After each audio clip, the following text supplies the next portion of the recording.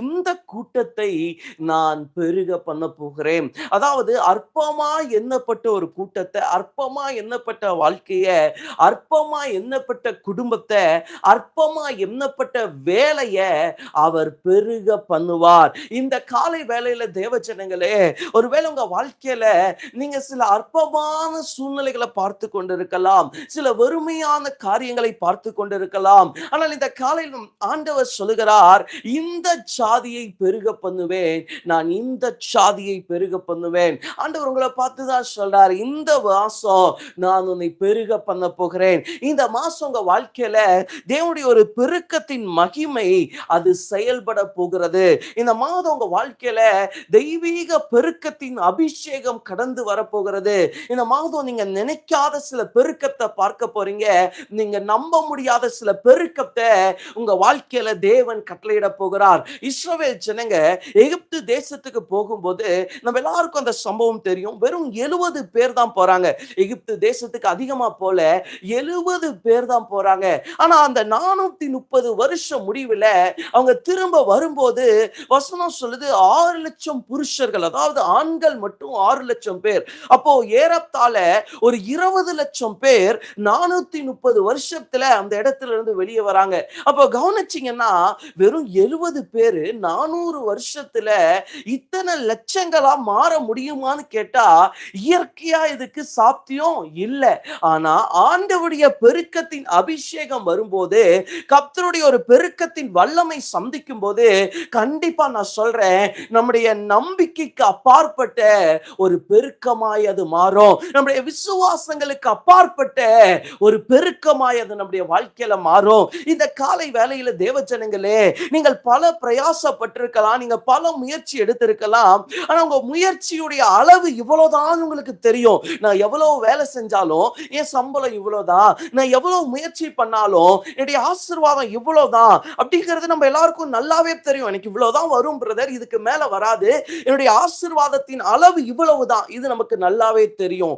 ஆனா நான் சொல்றேன், இந்த மாதம் ஆண்டவர் என்ன பண்ண போறாருன்னா, பியாண்ட் த லெவல், அந்த எல்லையை தாண்டி ஒரு பெரிய ஆசீர்வாதத்தை, ஒரு பெருக்கத்தை நம்முடைய வாழ்க்கையில கட்டளையிட போகிறார். ஒருவேளை இந்த சத்தத்தை கேட்கிற நீங்க சொல்லலாம், என் வாழ்க்கையில பெருகிறதுக்கெல்லாம் எந்த விதமான வாய்ப்பும் இல்ல பிரதர், எந்த விதமான சூழ்நிலையும் இல்ல. ஆனா ஆண்டவர் உங்களை பார்த்து தான் சொல்றாரு, இந்த மாசம் நான் உன்னை பெருக பண்றேன். வேலையில இருக்கிறீங்களா, ஒரு ப்ரமோஷன் வரும், சம்பளத்துல உயர்வு வரும். பிசினஸ்ல பண்றீங்களா, அடுத்த நிலைமைய பார்ப்பீங்க.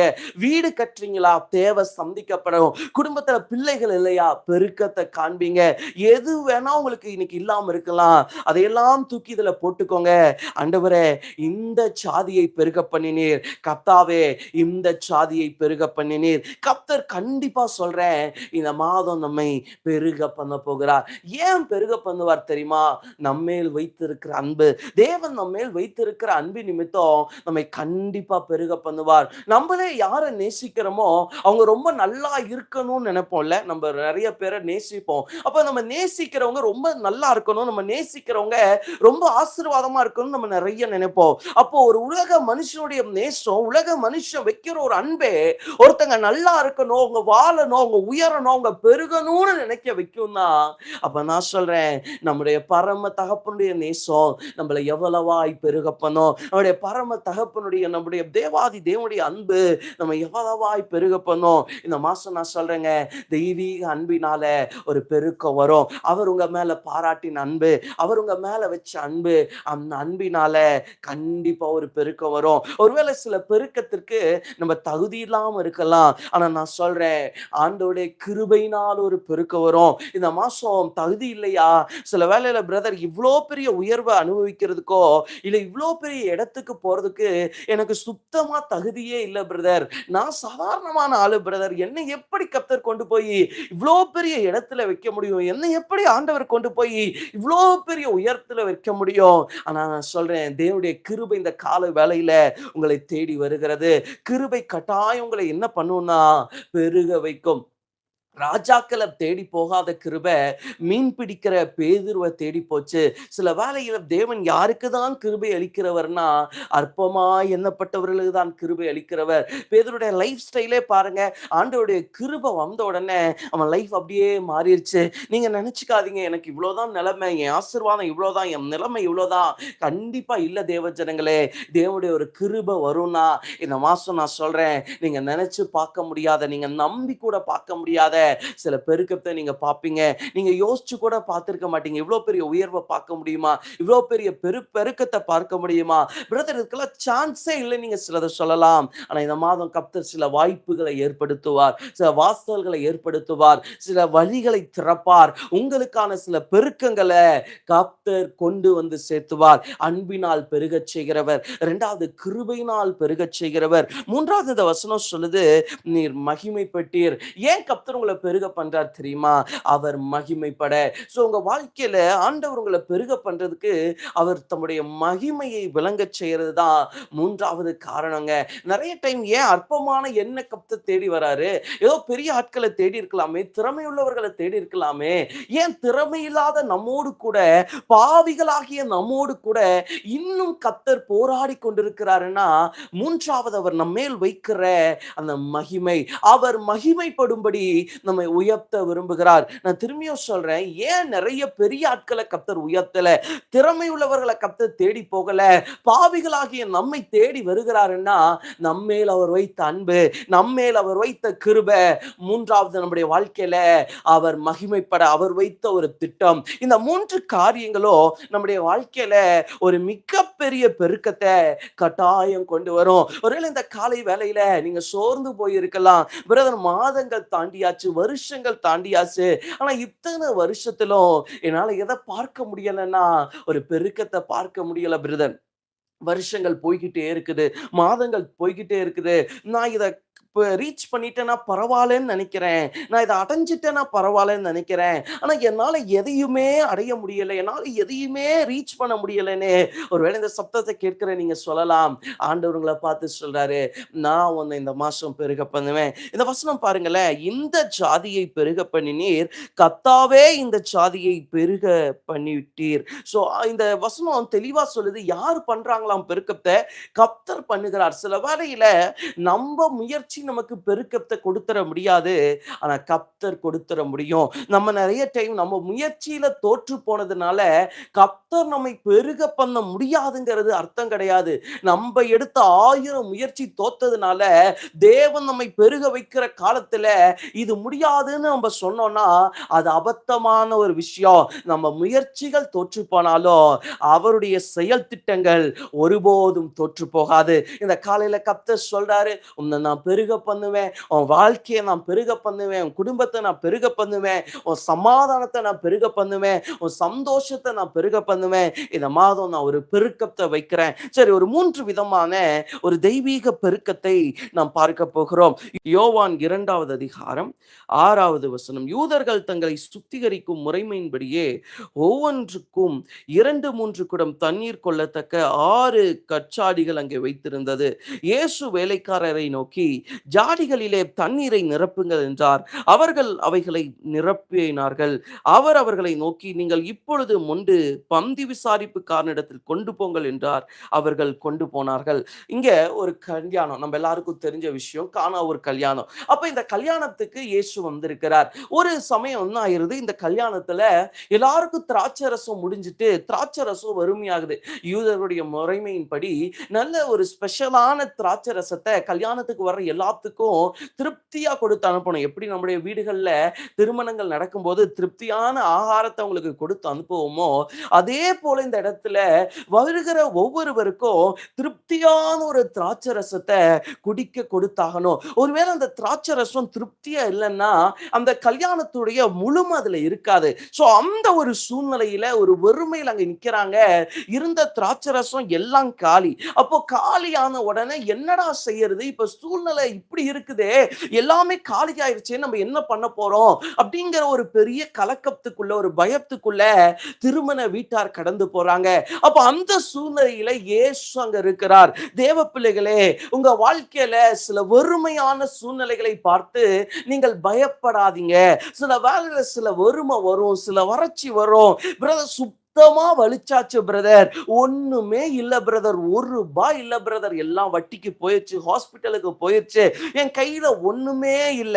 ஆனா இந்த காலை வேளையில நான் உங்களுக்கு சொல்றேன், சில வெறுமைகளை பார்த்து நீங்கள் கலங்கி விடாதிருங்கள். ஒருவேளை திராட்சரசம் வெறுமையாகலாம், ஆனால் வெறுமையிலிருந்து பெருக்கத்தை கொடுக்கிற ஒரு கர்த்தர் அந்த திருமண வீட்டுக்குள்ள இருந்தார். இந்த காலை வேளையில உங்க வாழ்க்கையில சில வறுமைகளை நீங்க பார்த்தீங்கன்னா, நான் உங்களுக்கு சொல்றேன், வறுமையிலிருந்து நிறைவை கொடுக்கிற ஒரு தெய்வம் இன்னும் உங்கள் வாழ்வில் இருக்கிறார். இன்னைக்கு சிலது வெறுமையா போனதுனால நம்ம வாழ்க்கையில எல்லாமே முடிஞ்சிருச்சு, எல்லாமே இனி வராது, இனி அவ்வளவுதான், நம்ம அவமானப்படுற சூழ்நிலை. இல்ல இல்ல இல்ல தேவ பிள்ளைகளே, நிறைய வேலையில வெறுமை அவமானத்திற்கு ஏதுவா இருக்கும். உண்மைதான், நிறைய பேர் வெறுமையா இருக்கிறதுனால நிறைய அவமானங்களை, பழி சொற்களை, சில அசிங்கங்களை வாழ்க்கையில அனுபவிக்க வேண்டியது இருக்கலாம். ஆனா இந்த காலை வேளையில நான் சொல்றேன், நம்முடைய ஆண்டவர் நம்முடைய வெறுமையை வேடிக்கை பார்த்து கொண்டிருக்க மாட்டார். இயேசு இருக்கிற ஒரு திருமணத்துல அங்க திராட்சை ரசம் குறைஞ்சு போனோன்னே இயேசு அப்படியே வேடிக்கை பார்த்துட்டு, சரி யாராவது ஏதாவது பண்ணட்டும் அப்படி பார்த்துட்டு நிக்கல, அவர் அற்புதம் செய்தார். இந்த காலை வேளையில உங்க வாழ்க்கையிலையும் என் வாழ்க்கையிலையும் இயேசு இருப்பாரே, ஆனால் சில வறுமைகள் வந்தாலும் கூட அதை எப்படி மாற்றுவாருன்னா ஆசீர்வாதமா மாற்றுவார். நம்முடைய வாழ்க்கையில நிறைய டைம் நம்ம எதை மிஸ் பண்ணிடுவோம்னா, இந்த ஆண்டவருடைய பிரசன்னத்தை மிஸ் பண்ணிடுவோம். மோசே அழகா சொல்லுவாரு, நீர் என்னோடு கூட வராதிருந்தால் எங்களை இவ்விடத்திலிருந்து கொண்டு போகாதிரும். அப்ப மோசேக்கு என்ன நம்பிக்கைன்னா, இத்தனை லட்சம் பேர் கூட நீங்க இல்லையா, அதை பத்தி எனக்கு கவலை இல்லை, நீங்க யார் கூட இருக்கணும்னா என்னோடு கூட இருக்கணும். அப்ப அந்த வார்த்தை தெளிவா சொல்லியிருப்பாங்க, என்னோடு கூட.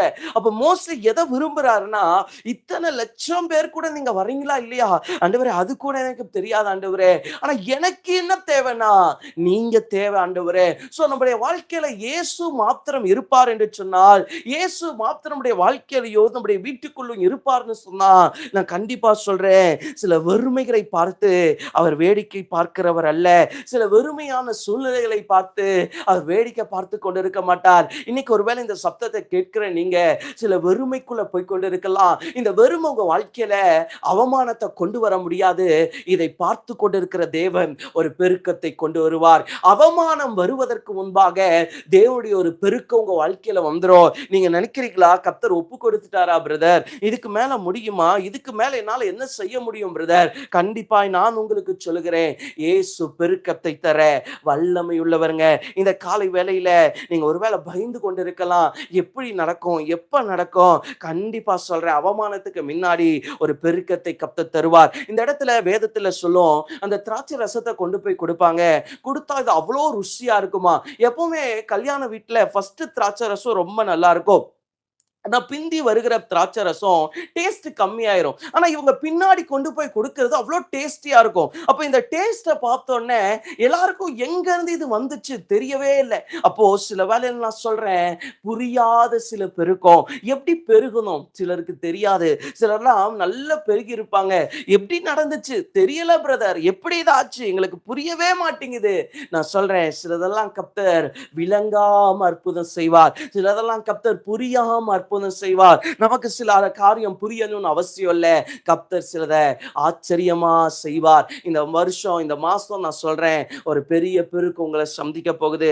இதுக்கு மேல நீங்க வெறுமையில வாழ போறது இல்ல, இதுக்கு மேல நீங்க குறைவுல வாழ போறது இல்ல. தேவனுடைய ஒரு தெய்வீக பெருக்கத்தை கர்த்தர் இந்த மாதம் உங்க வாழ்க்கையில கட்டளையிட வல்லமையுள்ளவரா இருக்கிறார். ஒரு ஸ்தாபனம் ஒரு பாஸ்டர் ஊழியம் செய்யும்படி ஒரு ஊருக்கு சபையின் போதகராய் அனுப்பி இருக்கிறாங்க. அப்போ இவர் 2 வருஷம் ஜெர்மனி பார்க்கிறாரு.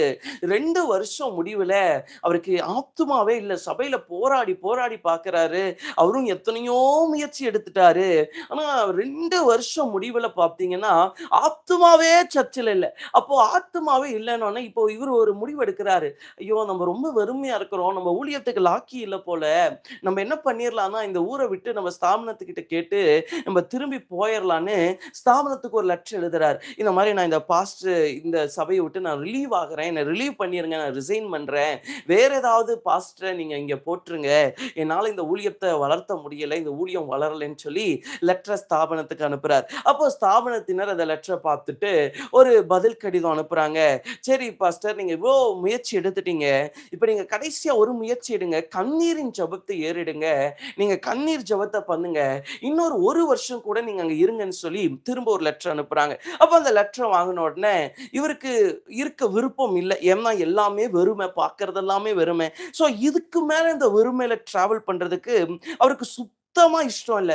ஆனாலும் ஸ்தாபனத்துக்கு அவர் கீழ்ப்படிஞ்சு கண்ணீர் ஜெபத்தோடு கூட அந்த 1 வருஷம் அவர் கடந்தார். அந்த 1 வருஷம் முடிவுல அந்த சபையில 2000 ஆத்துமாக்கள் புதிதாய் சேர்க்கப்பட்டார்கள். ஒரே வருஷத்துல 2000 ஆத்துமாக்கள கர்த்தர் இந்த சபைக்குள்ள கொண்டு வந்தார். தேவ ஜனங்களே, இந்த காலை வேளையில நான் உங்களுக்கு சொல்றேன், சிலது இல்லாம போறது நல்லதுங்க. சிலது எப்படி நடக்கும் நமக்கு தெரியாது. ஆனா பெருக்கத்தை தருகிற தேவன் நம்மோடு கூட இருக்கிறார். அந்த பாஸ்டர் கேட்டா எப்படி நடந்துச்சு தெரியல. ஆண்டவர் நிரப்பி விட்டார். இன்னைக்கு உங்க வாழ்க்கையில நான் சொல்றேன், ஆண்டவர் உங்களை நிரப்புவார். உங்க இன்னைக்கு நிலைமையே நாளைக்காவும் இருக்காது. பாருங்களேன், அந்த புதிய திராட்சை ரசம் ரொம்ப டேஸ்டா இருந்துச்சு. நான் சொல்றேன், உங்க வாழ்க்கை வர வர வர பெருகிக்கிட்டே தான் இருக்கும். வர வர விருத்தி அடைகிறது தான் கர்த்தர் நமக்கு வச்ச ஆசீர்வாதம். நிறைய பேர் சொல்லுவாங்க, நான் வர வர குறைஞ்சிட்டே போயிட்டு இருக்கிறேன். வர வர ஒண்ணுமில்லாமயே போயிட்டு இருக்கிறேன். ஆனா ஒரு தேவ பிள்ளையுடைய ஆசீர்வாதம் என்ன தெரியுமா? வர வர விருத்தி அடைஞ்சுக்கிட்டே இருக்கிறது. வர வர வளர்ந்துகிட்டே இருக்கிறது. வர வர ஆசீர்வதிக்கப்பட்டு கொண்டே இருக்கிறது. இந்த காலை வேளையில நான் உங்களுக்கு சொல்றேங்க, நீங்க வர வர விருத்தி அடைவீர்கள். நீங்கள் வர வர ஆசீர்வதிக்கப்படுவீர்கள். நீங்கள் வர வர பெருகுவீர்கள். இந்த வெறுமை உங்கள் வாழ்விலே நிலைத்து நிற்பதில்லை. தேவனுடைய பெருக்கம் உங்களை சந்திக்கும். முதலாவது ஆண்டவர் சொல்லுகிறார், வறுமையிலே உண்டாகிற பெருக்கம். இரண்டாவது, மார்க்கின் புஸ்தகம் 6வது அதிகாரம் 35வது வசனம். வெகுநேரம் சென்ற பின்பு அவருடைய சீஷர்கள் அவரிடத்தில் வந்து, இது வனாந்தரமான இடம், வெகுநேரமும் ஆயிற்று, புசிக்கிறதுக்கு இவர்களிடத்தில் ஒன்றுமில்லை. ஆகையால் இவர்களை சுற்றி இருக்கிற கிராமங்களுக்கும் ஊர்களுக்கும் போய் தங்களுக்காக அப்பங்களை வாங்கிக் கொள்ளும்படி இவர்களை அனுப்பிவிட வேண்டும் என்றார்கள். அவர் அவர்களை நோக்கி, நீங்களே இவர்களுக்கு போஜனம் கொடுங்கள் என்றார். அதற்கு அவர்கள், நாங்கள் போய் 200 பணத்திற்கு அப்பங்களை வாங்கி இவர்களுக்கு புசிக்கும்படி கொடுக்க கூடுமா என்றார்கள். கவனிங்க, இந்த இடத்துல 2வது, இயேசு வனாந்தரமான ஒரு இடத்துல இருக்கிறார். ஏறத்தாழ 5000 பேர் அங்க இருக்கிறாங்க. 5000 ஆண்கள் இருக்கிறாங்க. அது போக கணக்கு எடுத்தோம்னா கிட்டத்தட்ட 5000னா இன்னொரு 5000 பெண்கள் போட்டா கூட ஒரு 10,000 பேர் அந்த இடத்துல இருந்திருக்க கூடும். அப்போ அத்தனை 1000 ஜனங்கள் இருக்கிறாங்க. இயேசு பார்க்கிறாரு, இவங்களுக்கு நல்லா பிரசங்கம் பண்ணியாச்சு, ஊழியம் முடிச்சாச்சு. இப்ப இந்த ஊழியம் முடிச்சு இவங்களை எப்படி அனுப்ப வேண்டாம்னா, ஏசப்பா பட்னியோட அனுப்ப விரும்பல. நிறைய டைம் ஆண்டவர் நம்மள பட்னியோட அனுப்ப விரும்பவே மாட்டார். நிறைய டைம் நான் சொல்றேங்க, கர்த்தர் நம்மை பட்டினியோடு அனுப்ப விரும்புகிறவரே இல்ல. பட்னியோடு வெறுமையோடு அனுப்ப விரும்புகிறவரே இல்ல. பாருங்க, இந்த இடத்துல வனாந்தரமான ஒரு இடம். வசனம் சொல்லும் வனாந்தரம். 2வது, அந்த இடத்துல வெகுநேரம் ஆயிற்று. அப்போ ஒண்ணு, அந்த இடத்துல இருக்கிறது ஒரு பெரிய வனாந்தரம். இன்னொன்னு, அந்த இடத்துல இருக்கிறது ஒரு பெரிய டிலே. சோ 2 விஷயத்த அவங்க பார்க்கறாங்க. ஒண்ணு வனாந்தரத்தை பார்க்கறாங்க, இன்னொன்னு தாமதத்தை பார்க்கறாங்க. ஒருவேளை இந்த சப்தத்தை கேட்கிற நீங்க, பிரதர், என் வாழ்க்கையே வனாந்தரமா இருக்குது, என் வாழ்க்கையே சூனியமா இருக்குது, என் வாழ்க்கையே வெறுமையா இருக்குன்னு நீங்க சொல்லலாம். ஆனா வனாந்தரத்தை நீரூற்றாய் மாற்றுகிற ஒரு தெய்வம் அங்க இருக்கிறார். சீஷர்களை கூப்பிட்டு கேட்கிறாரு, எப்ப இவங்களுக்கு ஏதாவது சாப்பிட கொடுங்க. அவங்க உடனே பயந்துட்டாங்க. 200 ரூபாய்க்கு வாங்கினா கூட பத்தாது ஆண்டவரே, எங்க போய் கொடுக்கிறது? சிலதெல்லாம் வனாந்தரத்துல எப்படி செய்யறதுன்னு பயந்துருவோம். பிரதர், ஏதாவது வாய்ப்பு இருந்தா பரவாயில்ல, ஒண்ணுமே இல்லாத இடத்துல தாமதமான நேரத்துல எப்படி செய்ய முடியும் பிரதர்? சிலர் சொல்லுவீங்க, கொஞ்சம் முன்னாடி சொல்லியிருக்கலாமே. வசனம் சொல்லுது பாருங்க, நேரம் ஆயிருச்சு பிரதர், இன்னைக்கு நான் செய்ய வேண்டிய ஆசீர்வாதத்தை கொஞ்சம் முன்னாடி நான் பெற்றிருந்தா பரவாயில்ல பிரதர், இன்னைக்கு நான் வனாந்தரத்தை பார்க்கிறேன், எல்லாமே தாமதம் ஆயிருச்சு, இதுக்கு மேல எனக்கு என்ன விருப்பம் இல்லைன்னா இதை தொடர விருப்பமே இல்லை பிரதர், இதுக்கு மேல இதுல என்ன டிராவல் பண்றதுக்கு எனக்கு சுத்தமா விருப்பம் இல்லை பிரதர், இதுக்கு மேல கண்டிப்பா என்னால போகவே முடியாதுன்னு நீங்க ஒருவேளை சொல்லலாம். ஆனா நான் உங்களுக்கு சொல்றேங்க, வனாந்தரத்திலும் வெறுமையிலும் பெருக்கத்தை கொடுக்கிற ஒரு தேவன் நம்முடைய வாழ்க்கையில இருக்கிறார். சில வனாந்தரத்தை பார்த்து நீங்க பயப்படாதீங்க. வனாந்தரத்துல இவங்க கிட்ட ஒண்ணுமே இல்ல.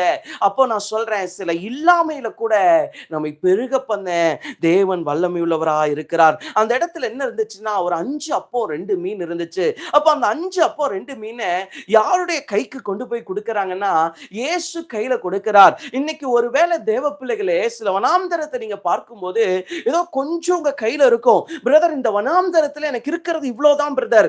ஆகார் எப்படி வனாந்தரத்துல ஒரே ஒரு துருத்தி தண்ணிய வச்சு போயிட்டு இருந்தாலோ, அதே போல இந்த வனாந்தரத்துல எனக்கு இருக்கிறது இந்த கொஞ்சம் தான். இதை விட்டா என் வாழ்க்கையில வேற எதுவுமே இல்லைன்னு நீங்க சிலர் சொல்லலாம்.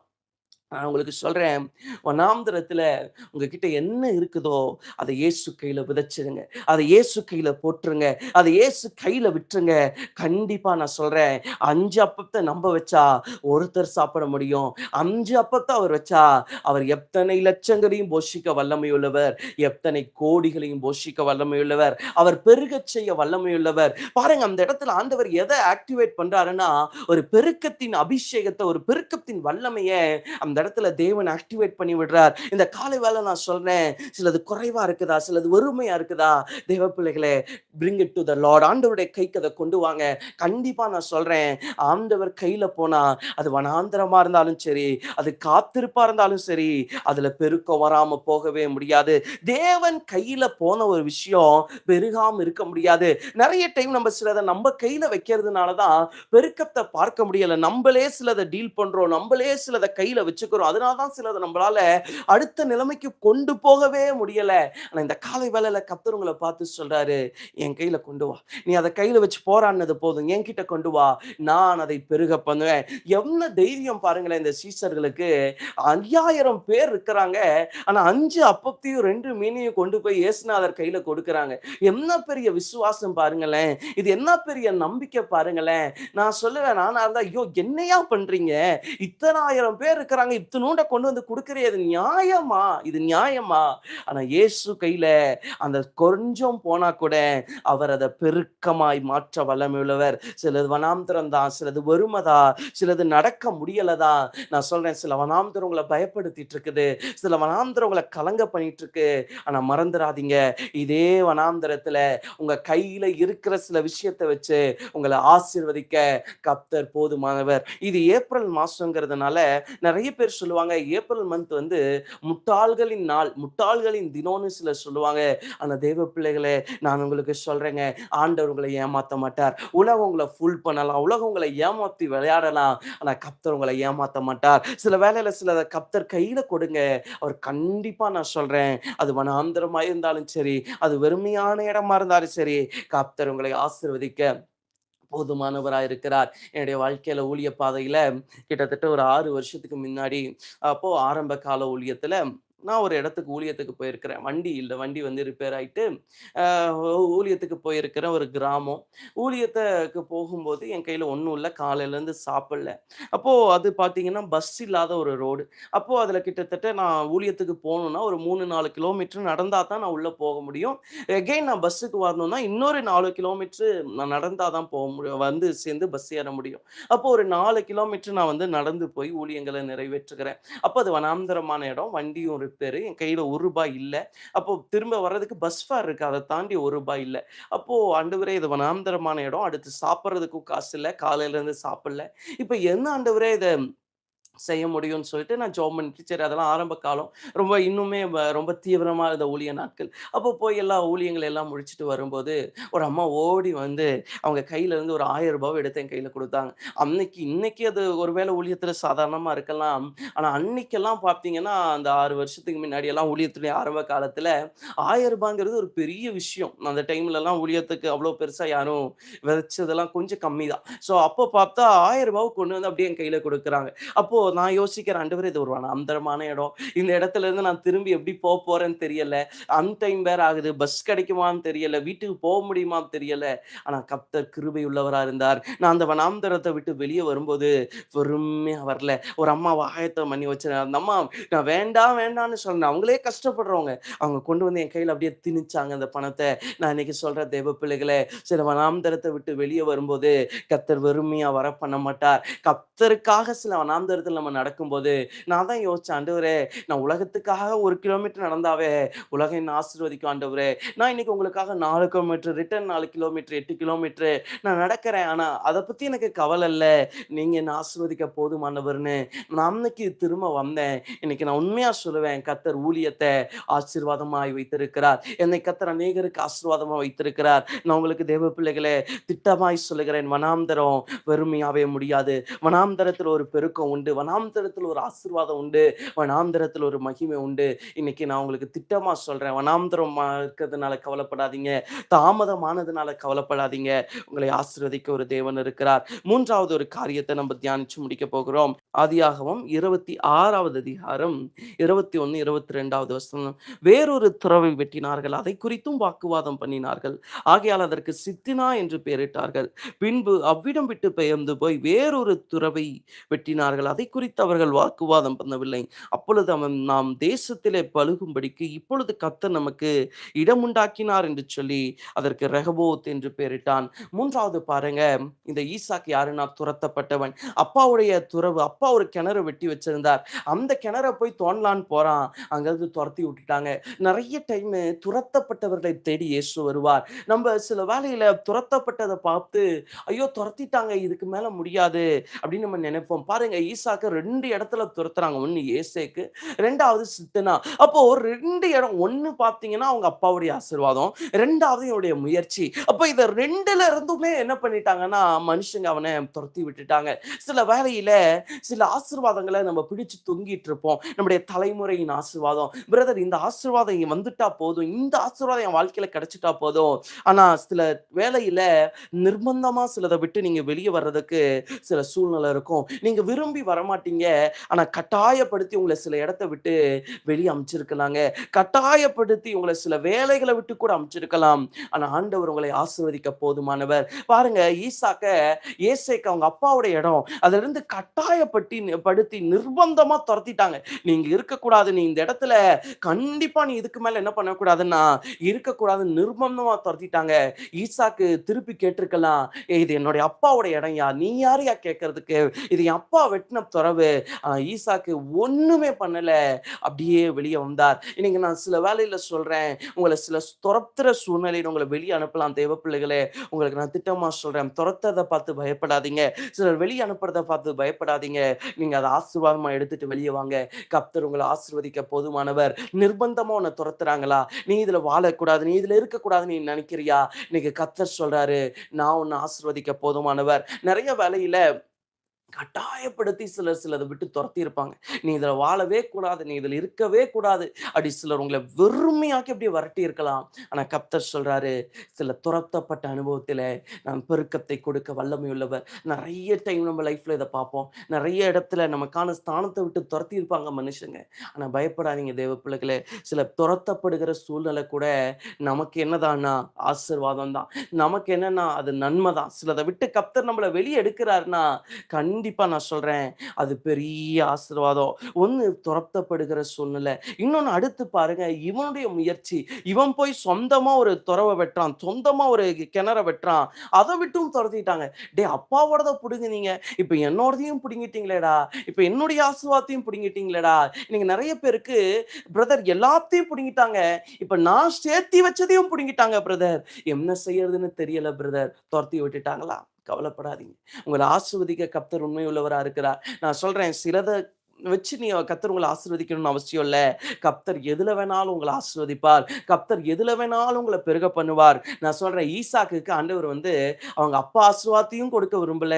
இவன் கையின் பிரயாசத்திலயும் அவன ஆசீர்வதிக்க விரும்பல. அவரே ஆசீர்வதிக்க விரும்பினார். நான் சொல்றேன், சில துரத்தப்படுகிற அனுபவத்துல இருப்போம். நான் கண்டிப்பா சொல்றேன், சிலதுல கர்த்தர் நம்மள ஆசீர்வதிக்க விரும்பல. அவரே தம்முடைய நிறைவான பெருக்கத்த நம்முடைய வாழ்க்கையில தர விரும்புகிறார். இந்த காலை வேளையில இந்த சப்தத்தை கேட்கிற நீங்க, ஒருவேளை இன்னைக்கு வெறுமையா இருக்கலாம், இன்னைக்கு துரத்தப்பட்டு இருக்கலாம். இயேசு உங்களை ஆசீர்வதிக்க வல்லமையுள்ளவர். அ சில காலேஜ்ல எல்லாம் பார்த்தீங்கன்னா, வருஷ கணக்குல வேலை செஞ்சாங்க சிலர். வருஷ கணக்குல கோயம்புத்தூர்ல ஒரு பிரபலமான கல்லூரி. வருஷ கணக்குல வேலை செஞ்சாங்க. வருஷ கணக்குல வேலை செஞ்சவங்களுடைய பலன எல்லாம் புடுங்கிட்டு, திடீர்னு ஒரே நாள்ல அவங்க அத்தன பேரையும் ஃபயர் பண்ணிட்டாங்க. அந்த சீனியர் ஸ்டாஃப்ஸ் அத்தன பேரையும், இதுக்கு மேல நீங்க இருக்கக்கூடாது. அவங்க யோசிச்சிருப்பாங்க, இதுக்கு மேல இவங்களுக்கு இருந்தா இத பண்ணணும், அத பண்ணணும். கவர்ன்மெண்ட் இவ்ளோ நார்ம்ஸ் வச்சிருக்குன்னு சொல்லிட்டு, ஒரே நாள்ல அவ்ளோ பேரையும் ஃபயர் பண்ணி, அவங்கள செட்டில் பண்ணி வெளிய அனுப்பிச்சுட்டாங்க. அப்போ அவங்கள வெறுமையாக்கி அப்படியே இதுக்கு மேல அவங்க பலனை எல்லாம் கசக்கி பிழிஞ்சிட்டு வெளிய தொரத்திட்டாங்க. ஆனா கர்த்தர் அவங்க வெளிய வந்ததுக்கப்புறம் ஒரு சகோதரர ஆசீர்வதிச்சு பயங்கரமா பெருக பண்ணார். பயங்கரமான ஆசீர்வாதங்கள கொடுத்தார். இன்னைக்கு நான் சொல்றேன் தேவ பிள்ளைகளே, உங்க வாழ்க்கையில சிலர் உங்கள கசக்கி பிழிஞ்சிட்டு, உங்க பலனை எல்லாம் மனுஷன் திருடிட்டு, உங்ககிட்ட இருந்து அத்தனையும் பிடுங்கிட்டு, இன்னைக்கு உங்கள வெறுமையா துரத்தலாம். இன்னைக்கு ஒண்ணுமே இல்லாததுனால உங்கள கேவலமா பார்க்கலாம். நான் சொல்றேன், இதே வெறுமையில, இதே துரத்தப்பட்ட நிலைமையில, இதே ஒன்றுமில்லாத சூழ்நிலையில கர்த்தர் உங்களை பெருக பண்ண வல்லமையுள்ளவர். அந்த கண்களுக்கு பின்னாடி இல்ல, அதே கண்களுக்கு முன்னாடி கர்த்தர் உங்கள பெருக பண்ணுவார். ஈசாக்க ஏதோ தூரத்துல மறைவா கொண்டு போய் இல்ல, எந்த கண்ணு உன்னை துரத்துச்சோ, எந்த கண்ணு உன்னை விரட்டுச்சோ, அதே கண்களுக்கு முன்னாடி நான் உன்னை ஆசீர்வதிக்கிறேன் என்று சொல்லி ஈசாக்கை ஆசீர்வதித்த தெய்வம் இந்த மாதம் நம்மை பெருக பண்ண போகிறார். 3 காரியங்களை நான் சொன்னேன். வெறுமையில் உண்டாகும் பெருக்கம், வனாந்தரத்தில் உண்டாகும் பெருக்கம், துரத்தப்பட்ட அனுபவத்தில் உண்டாகும் பெருக்கம். நாம் ஜெபிக்க போகிறோம். இந்த பெருக்கத்தை கர்த்தர் இந்த நாள் முதற்கொண்டு நம்முடைய வாழ்க்கையில ஆக்டிவேட் பண்ண போகிறார். அன்பின் ஆண்டவரே உம்மை ஸ்தோத்திரிக்கிறோம். இந்த நேரத்துல நேர்லையில் இருக்கிறவங்களா இருந்தாலும் சரி, இதுக்கு மேல பார்க்கிறவங்களா இருந்தாலும் சரி, எந்த நேரத்துல எந்த இடத்துல நம்முடைய பிள்ளைகள் இந்த சத்தத்தை கேட்டாலோ ஒரு தெய்வீக பெருக்கம் அவர்களை பிடிப்பதாக. வெறுமையில் ஒரு பெருக்கம், வனாந்தரத்தில் ஒரு பெருக்கம், எல்லா ஆசீர்வாத குறைவில் ஒரு பெருக்கம். இந்த மாதம் உடைய பிள்ளைகளுக்கு ஒரு பெருக்கத்தின் மாதமா இருக்கட்டும். இதுவரைக்கும் வனாந்தரத்தை பார்த்திருக்கலாம், காத்திருப்புகளை பார்த்திருக்கலாம். ஆனா இந்த காலை வேளையில இயேசு கிறிஸ்துவின் நாமத்துல ஒரு பெருக்கம் தொடருவதாக, ஒரு பெருக்கம் பிடிப்பதாக. இந்த மாதம் ஒரு ஆசீர்வாதமான மாதமா இருக்கட்டும். விபத்தின் ஆவிகளை இயேசுவின் நாமத்துல கட்டுகிற, வியாதியின் ஆவிகளை இயேசுவின் நாமத்துல கட்டுகிற, சமாதான குறைவின் ஆவிகளை இயேசுவின் நாமத்துல கட்டுகிற, தரித்திர ஆவிகளை இயேசுவின் நாமத்துல கட்டுகிற.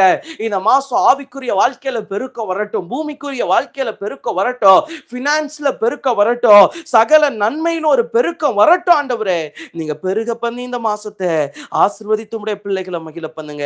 இந்த மாதம் அனைவருக்கும் பெரிய ஆசீர்வாதமா இருக்கட்டும். பல மடங்கு பிளஸ் பண்ற நன்மையும் கிருபையும் தொடரட்டும். பெரிய ஆசீர்வாதங்களை காணட்டும். இயேசுவின் நாமத்தில் பிதாவே, ஆமென் ஆமென். ஆத்துமாவே கர்த்தரை ஸ்தோத்திரி, என் முழு உள்ளமே பரிசுத்த நாமத்தை ஸ்தோத்திரி. என் ஆத்துமாவே கர்த்தரை ஸ்தோத்திரி, கர்த்தர் செய்த சகல உபகாரங்களையும் மறவாதே. ஆமென்.